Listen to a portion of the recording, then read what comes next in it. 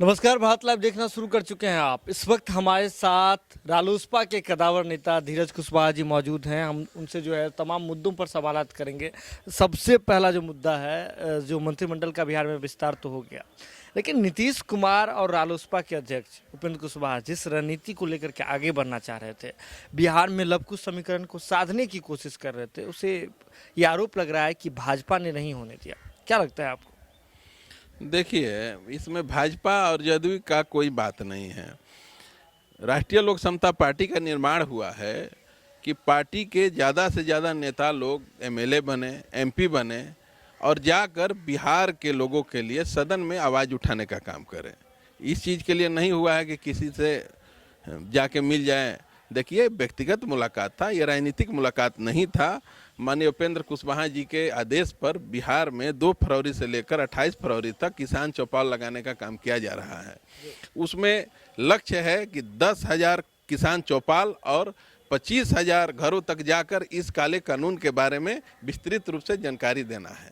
तो हम लोग अपना कार्यक्रम प्रतिदिन कर रहे हैं और उसका पूरा समीक्षा हम लोग करते हैं। फिर प्रतिदिन प्रदेश कार्यालय में उसका पीसी करते हैं और आप लोगों के बीच में साझा करते हैं कि कहाँ कहाँ चौपाल लगाया गया। लेकिन जो मुद्दा जो हो रहा था आगे की रणनीति को लेकर के, बिहार में जो बातचीत हो रही थी कि साथ आएंगे, ये खबरें चल रही थी, मुलाकात भी होती है और पहले भी ये हो चुका है। लवकुश समीकरण बिहार में बन चुका है और सबको पता है कि लवकुश समीकरण जब एक साथ बनता है तो एक बड़े बड़े दिग्गजों को जो है इसमें पानी पीना पड़ता है। तो हमें ये बात बताइए, क्यों फिर जो चीज़ें हैं, इस परिस्थिति बन जाती है, उसके बाद फिर क्यों बिगड़ जाती है? देखिए, लवकुश समीकरण दरक गया है और माननीय उपेंद्र कुशवाहा जी के प्रति कुशवाहा भाई ही नहीं और समाज के लोग भी आशा भरी निगाहों से देख रहे हैं। आप देखे होंगे कि बार बार बुलाया जा रहा है। हमारे नेता गए मिलने के लिए, लेकिन हम लोग का अपना कानून है, अपना विचारधारा है, उस पर काम कर रहे हैं। और देखिएगा, अभी बड़ी पार्टियां हो, छोटी पार्टियां हो, गठबंधन करके बिहार में क्या पूरे भारत में चुनाव लड़ा जा रहा है।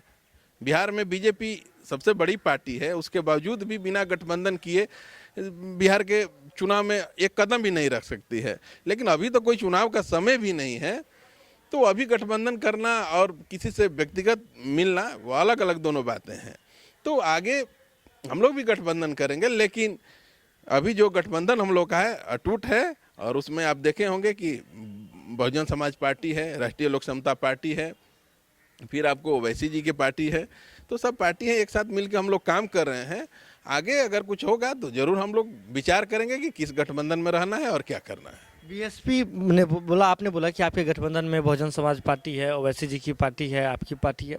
तो क्या कारण हो रहा है कि गठबंधन के लोगों को आप एक सूत्र में बांधने का जो है काम नहीं कर पा रहे हैं, बांधने में पूरे रूप से जो है सक्षम नहीं हो पा रहे हैं, क्योंकि बीएसपी से एकमात्र जीते हुए विधायक जदयू का जाकर के दामन थाम लेते हैं? देखिए, गठबंधन बना, गठबंधन धर्म का पालन हम लोग ने किया और सभी पार्टियां कर भी रही है। अगर कोई विधायक बन गए, अब बनने के बाद में जाकर अपना पला बदल लिए, तो राजनीति में होते रहता है। आने वाले भी स्वतंत्र हैं और जाने वाले भी स्वतंत्र हैं। हम लोग के साथ जनता भी इंटैक्ट है और सारी पार्टियां इंटैक्ट है। इसमें विशेष रूप से हम लोग क्या पर्सनली कहेंगे, जिसको जाना है चले जाए। जाने वाले लोगों के लिए भी स्वागत है और आने वाले लोगों के लिए भी स्वागत है। जैसे और भी जो समीकरण बन रहे हैं, नीतीश कुमार तो लगातार साधने की कोशिश ही कर रहे थे, लेकिन वो तो नहीं साध पाए अभी। फिलहाल जो है जमीनी स्तर पर नहीं दिख रहा है। लेकिन क्या लग रहा है, मंत्रिमंडल विस्तार जो हुआ उसमें किन किन बातों का ध्यान रखा गया है या क्या कुछ कमियां रह गई है? देखिए, कुशवाहा समाज ने जिस तरह से वोट दिया एनडीए को, उस हिसाब से भागीदारी नहीं मिली।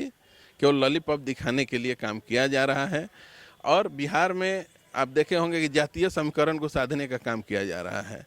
ये नहीं है कि बिहार की जनता का कैसे भलाई हो सके, कैसे अच्छे अच्छे लोग भी विधायक बन के आए हुए हैं, उनको भी विभाग दिया जा सकता था, लेकिन नहीं। यहाँ पर सबको ले मान चाहिए कि जो मैं कहूँ वही करना है। तो आप देखे होंगे कि माननीय नीतीश कुमार जी भी वैसे ही व्यक्ति को लाते हैं कि जो उनके पिछलगू बन के काम करे, वैसे ही लोगों को जगह दिया जा रहा है। अच्छे लोगों को जगह दिया जाता तो उस विकास होता बिहार के लिए। टैलेंटेड लोग आते, विकास की कदर क्या बोलते हैं, अनुभव की कदर सब लोग करते हैं।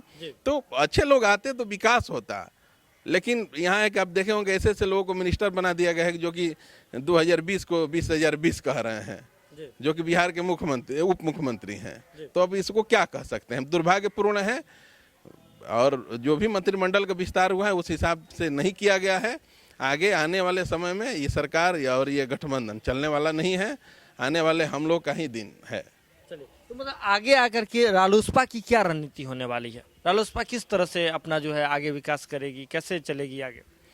देखिए, राष्ट्रीय लोक समता पार्टी अभी किसान चौपाल लगा रही है और बहुत जल्द ही राष्ट्रीय अध्यक्ष जी के निर्देशानुसार संगठन को विस्तार करते हुए मजबूत साथी को जिला में भेजने का काम किया जाएगा और प्रदेश में भी अच्छे अच्छे पदाधिकारियों को जगह दी जाएगी ताकि संगठन मजबूत हो। आगे वाला जो भी चुनाव है उसमें हम लोग मजबूती के साथ अपना प्रदर्शन करें और जनता का दिल जीतने का काम करें।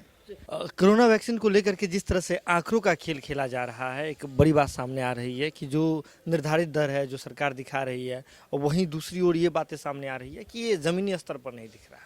क्या लगता है आपको, कौन सा खेल खेला जा रहा है बिहार में? देखिए, आप लोग देखे होंगे कि WHO द्वारा, यूनिसेफ द्वारा पोलियो का भी टीकाकरण किया जाता है। उस पर तो कभी तक कोई राजनीति नहीं हुई, लेकिन आप देखे होंगे कि जब से कोरोना आया है तब से भारत सरकार और बिहार सरकार केवल आंकड़ों का खेल खेल रही है कि हमने इतना दाल पहुंचा दिया, हमने इतना राहत सामग्री पहुंचा दिया, हमने इतना पैसा दे दिया।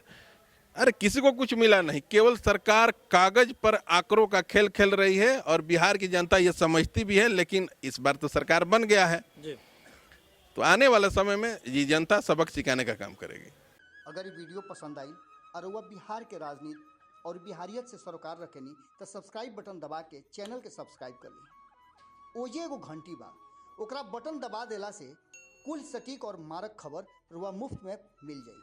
अगर रुआ पत्रकारिता के हमनी के नया प्रयोग में सहयोग कर चाहतानी तो ज्वाइन बटन दबा दी।